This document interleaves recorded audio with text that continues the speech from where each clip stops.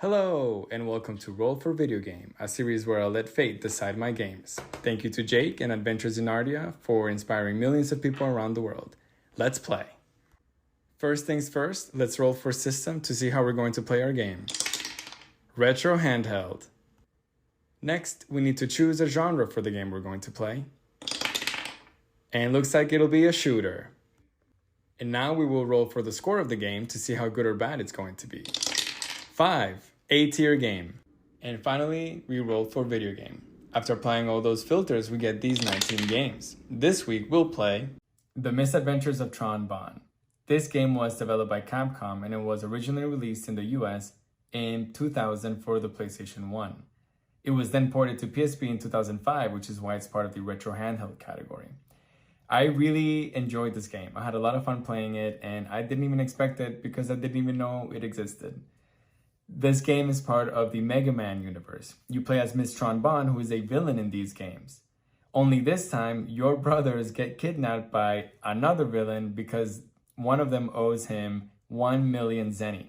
So it's your job to gather all this money, repay the loan, and rescue your brothers. You do this by going on crazy missions like robbing banks, stealing things from seaports, fighting the police force, and other things. This game is categorized as a shooter, but really I think it's more half action, half base management sim. For the action side of the game, you go on 4 different missions to gather zenny.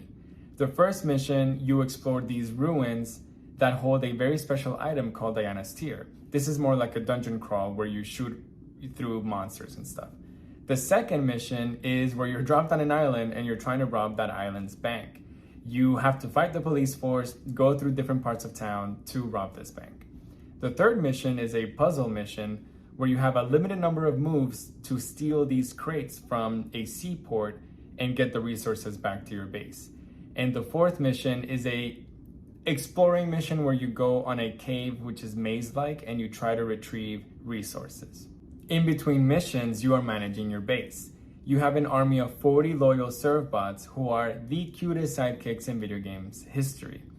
They make your mechs stronger and faster, and they can also help you by scouting rare items. You can make them stronger by having them complete minigames and raise their stats. You can also take them out on missions, give them unique items to unlock a special skill that will help you in the long run. The art direction of this game really holds up. The writing is amazing. It really genuinely gives you some good laughs. The voice acting is superb. It makes you feel like you are part of a late 90s, early 2000s anime.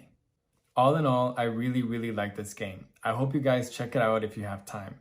I think it definitely deserves to stay in the A tier category.